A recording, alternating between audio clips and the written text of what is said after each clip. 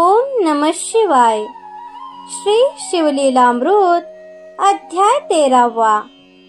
दक्षाची कथा व कार्तिक स्वामींचे जन्मवृत्त.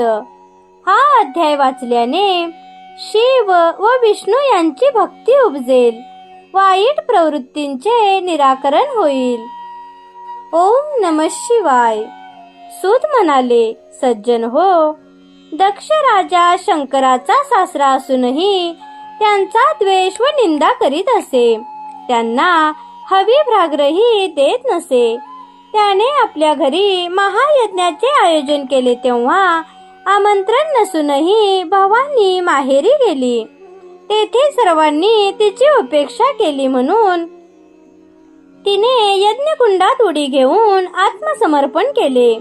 या वृत्ताने संतापलेल्या शंकरांनी जटा आपटून वीरभद्रास उत्पन्न केले. त्याने दक्ष यज्ञाचा विध्वंस करून दक्षाचे मस्तक धडावेगळे केले. तेव्हा सर्व देवांनी शिवस्तुती करून त्याला शांत केले आणि बोकडाचे शीर दक्षाच्या धडाला लावून त्यास जिवंत केले. त्यानंतर भवानीने हिमालयाच्या पोटी पार्वती उमा नावाने जन्म घेतला आणि शंकराच्या प्राप्तीसाठी कडक व्रत करू लागली. तारकासुराचे पुत्र तारकाक्ष, विद्युन्माली व कमललोचन शिवाच्या वरदानाने उन्मंत झाले. तेव्हा शंकराने वीरभद्रासह त्यांच्यावर चढाई केली, पण त्यांच्या स्त्रिया पतिव्रता असल्याने ते असुर मारले जाईनात. तेव्हा श्रीकरधराने बौद्ध रूपाने त्यांच्याकडे जाऊन त्यांना अपवित्र असे चार्वाक शास्त्र सांगितले. त्यामुळे त्या व्यभिचार करू लागल्या. त्यांचा प्रभाव नष्ट होताच शंकरांनी पाशुपतास्त्राने त्या असुरांना ठार केले. त्यानंतर तारकासुरांचा वध शिवसुतांकडून होणार आहे ही भविष्यवाणी लक्षात घेऊन देवांनी शिव पार्वतीच्या लग्नाचे बेत आखले व मदनाला बोलावून शंकरांचा तपोभंग करून त्यांचे उर्मेशी ऐक्य करण्यास सांगितले.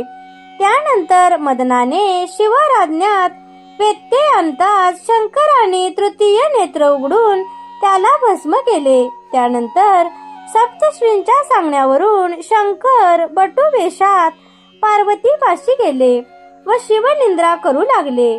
तेव्हा संतापलेली पार्वती शाप देण्यात उद्युक्त झालेली पाहून त्यांनी आपले मूळ स्वरूप प्रकट केले. त्यानंतर एका सुमुहूर्तावर त्या दोघांचे लग्न झाले. पुढे त्यांना पुत्र होत नाही म्हणून देवांनी अग्नीला अतिथी रूपात शिवसदनी पाठविले. पार्वतीने त्याला भिक्षा म्हणून शिववीर्य दिले. ते प्राशन केल्याने त्यास गर्भ राहिला. तो त्याने गंगा तीरावर बसलेल्या 6 ऋषी पत्नींच्या उदरात घातला, पण त्यांनीही तो गर्भ काढून गंगेत टाकला. त्यानंतर ते 6ही भाग एकत्र होऊन 6 तोंडांचा व 12 हातांचा मुलगा जन्मास आला. तो आपलाच पुत्र आहे हे शंकरांनी ओळखले. त्याचे कार्तिक स्वामी नाव ठेवले. या शिवपुत्राने पुढे तारकासुराचा वध केला. ओम नमः शिवाय.